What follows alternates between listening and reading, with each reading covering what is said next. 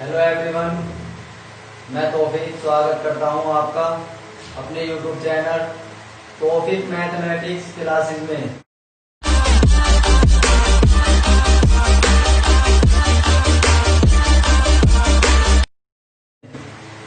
बच्चों, आज बात करेंगे कक्षा 12 के चैप्टर नंबर 3 की।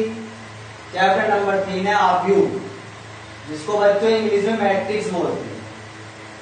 बच्चों, सबसे पहले बात समझेंगे आव्यूह होता क्या है। आव्यूह, इसको इंग्लिश में क्या कहते हैं बच्चों? मैट्रिक्स।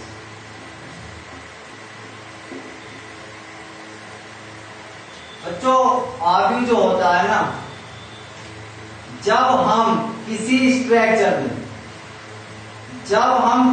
स्ट्रक्चर में पंक्ति और स्तंभ को अरेंज करके लिखते हैं, तो उस मैथमेटिक्स स्ट्रक्चर को आव्यूह बोलते हैं बच्चों। फॉर एग्जाम्पल से समझो। फॉर एग्जाम्पल, ये वो स्ट्रक्चर है बच्चों, इसके अंदर कुछ भी नंबर हो सकते हैं, 2 3 4 5 1 9 1 2 3। बच्चों, ये आव्यूह होता है। ये मैथमेटिक्स स्ट्रक्चर है। इसमें ये जो होती है बच्चों, इन्हें पंक्ति बोलते हैं। पंक्ति, ये पहली पंक्ति, ये दूसरी पंक्ति और ये तीसरी पंक्ति। पंक्ति को और ये स्तंभ होते हैं। पंक्ति को इंग्लिश में रो बोलते हैं बच्चों, और स्तंभ, ये स्तंभ होते हैं। स्तंभ को इंग्लिश में कॉलम बोलते हैं। तो जब पंक्ति और स्तंभ को अरेंज करके लिखते हैं तो इस मैथमेटिक स्ट्रक्चर को आव्यूह कहते हैं। और एक बात और, आव्यूह को इंग्लिश के कैपिटल लेटर से शो करते हैं, जैसे A या B बराबर 1 2 3 4 5 6। बच्चों, ये भी मैट्रिक्स होता है। ये होता है मैट्रिक्स। अब बच्चों, बात आती है आव्यूह की कोटि की। आव्यूह की कोटि,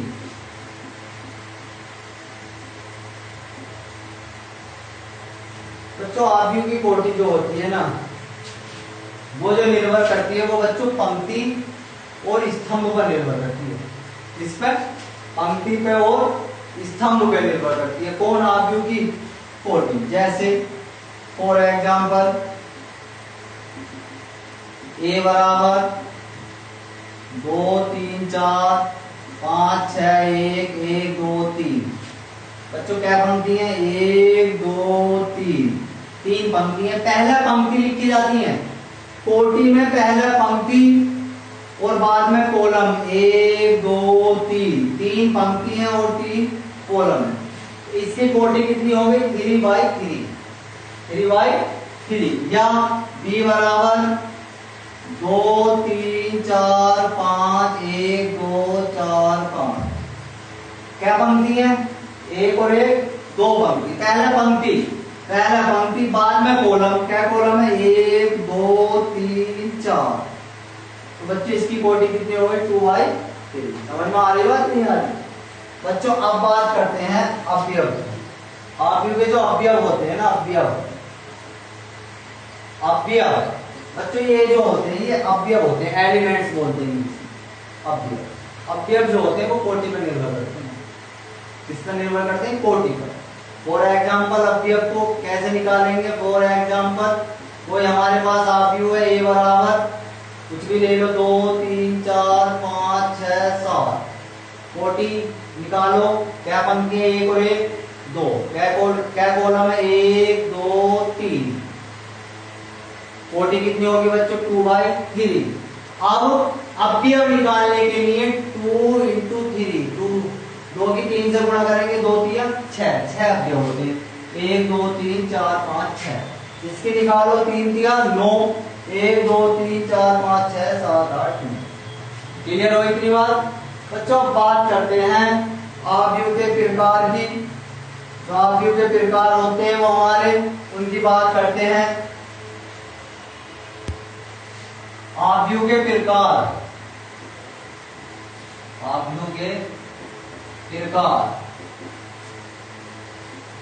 मेरे भाई आप भी कई प्रकार के होते हैं बच्चों। नंबर 1 होता है पंक्ति आव्यूह। पंक्ति आव्यूह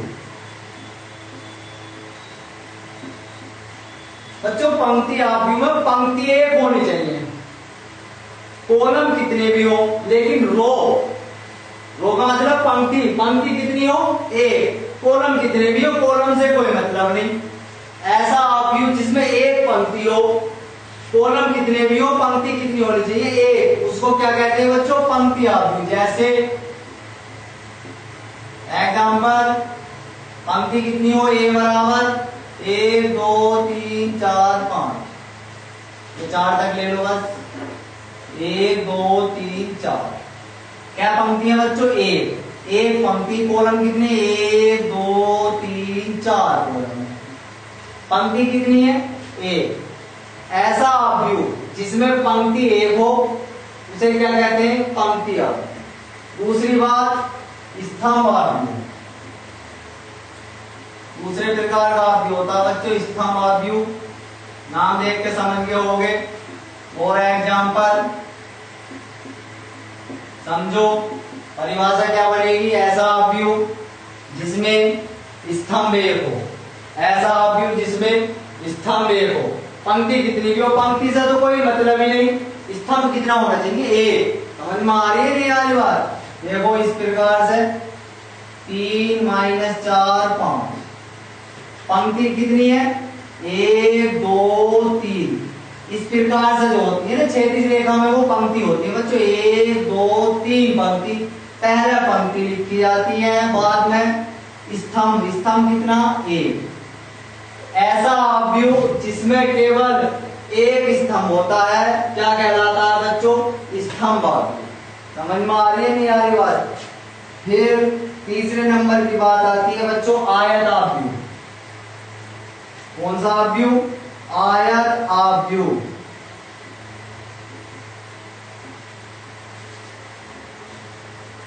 बच्चों आयत क्या होता है, जिसमें लंबाई होती है और चौड़ाई होती है, इस प्रकार से आयत होता है। लंबाई थोड़ी अधिक होती है, चौड़ाई थोड़ी कम होती है, उसे आयत कहते हैं, यानी कि लंबाई चौड़ाई के बराबर नहीं होती। तो बच्चों आयत में फॉर एग्जांपल आयत आव्यूह में क्या होता है, आयत आव्यूह में बच्चों पंक्तियों की संख्या, किसकी संख्या, पंक्तियों की संख्या बराबर नहीं होती किसके, स्तंभों की संख्या के। यानी कि पंक्ति की संख्या स्तंभ की संख्या के बराबर नहीं होती। अगर 2 पंक्ति होंगी तो 2 स्तंभ नहीं हो सकते, 2 से कम भी हो सकते हैं, 2 से ज्यादा भी हो सकते हैं। इस पंक्तियों की संख्या स्तंभ की संख्या के बराबर नहीं होती, किसमें, आयत आव्यूह में। जैसे फॉर एग्जांपल 1 - 3 4 5 2 - 8, 1 और 1 2 पंक्ति, 1 2 3 कॉलम। पंक्तियों की संख्या कितनी है बच्चों, 2, कॉलम की संख्या कितनी है, 3। पंक्तियों की संख्या कॉलम की संख्या के बराबर नहीं हो, ऐसे आव्यूह को क्या कहते हैं, आयत आव्यूह। और समझ में आई या नहीं आई। चौथी बात बच्चों वर्ग आव्यूह।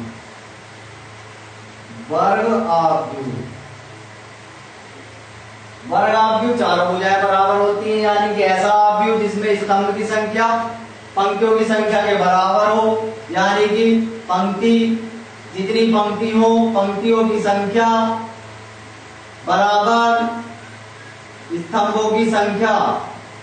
पंक्तियों की संख्या किसके बराबर होनी चाहिए बच्चों, स्तंभों की संख्या के। ऐसे आव्यूह को वर्ग आव्यूह कहते हैं, जिसमें अगर 3 पंक्ति हैं तो स्तंभ भी कितने होने चाहिए, 3। 2 पंक्ति हैं तो स्तंभ भी कितने होने चाहिए, 2।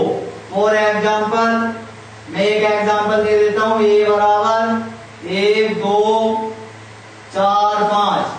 बच्चों क्या पंक्ति है, 1 और 1 2, कितने स्तंभ है, 1 और 1 2, 40 कितनी हो गई, 2/2। और एग्जांपल और भी बना सकते हैं, लेकिन जितनी पंक्ति हो उतनी क्या हो बच्चों, स्तंभ हो।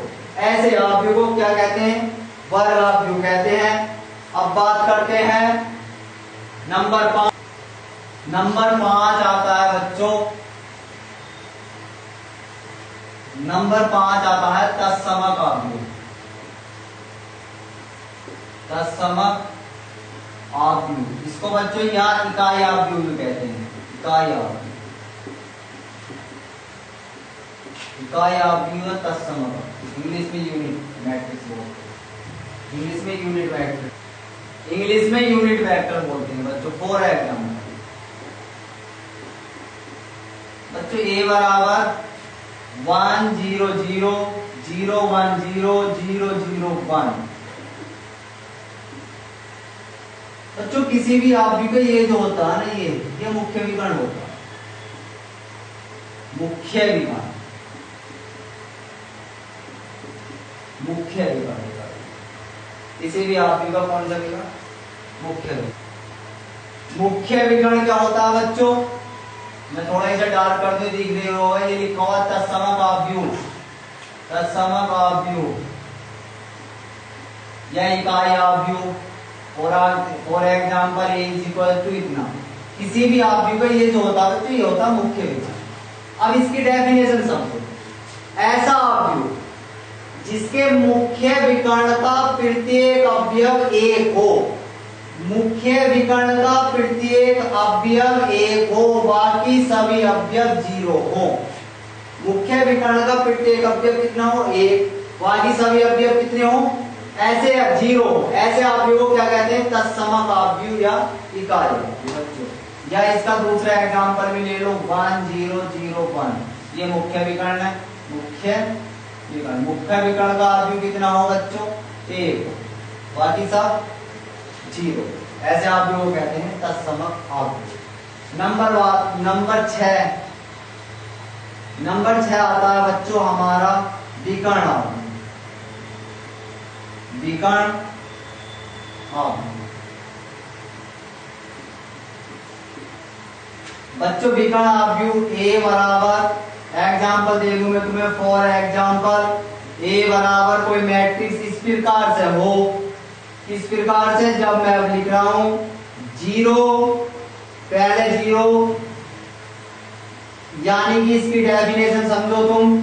ऐसा आव्यूह जिसके मुख्य विकर्ण के अवयव, मुख्य विकर्ण के अवयव कुछ भी हो, मुख्य विकर्ण के अवयव कुछ भी हो, लेकिन मुख्य विकर्ण के अवयव कुछ भी हो, यहां शर्त थी तत्समक आव्यूह में मुख्य विकर्ण के अवयव कितने होने चाहिए? 1।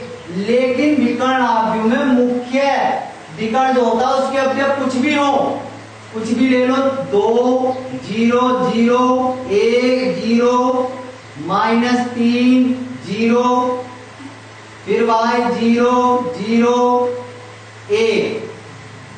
मुख्य विकर्ण के अवयव कुछ भी हो, ये मुख्य विकर्ण है। मुख्य विकर्ण को छोड़कर बाकी अवयव 0 होने चाहिए बच्चों। ऐसे आव्यूह को कहते हैं विकर्ण आव्यूह। अब बात आती है नंबर 7, अदिश आव्यूह। अदिश आव्यूह बच्चों, फॉर एग्जाम्पल ए बराबर कोई मैट्रिक्स इस प्रकार हो बच्चों, यहां मुख्य विकर्ण का अवयव 1 था, बाकी सभी अवयव 0 थे, तत्समक आव्यूह। यहाँ विकर्ण आव्यूह में मुख्य विकर्ण के अवयव कुछ भी हो और बाकी सभी अवयव 0 हो, विकर्ण आव्यूह। यहाँ पर अदिश आव्यूह में मुख्य विकर्ण के जो अवयव होने चाहिए वो समान होने चाहिए, बाकी 0। मुख्य विकर्ण के अवयव समान होने चाहिए, 2 0 0 0 2 0 0 0 2।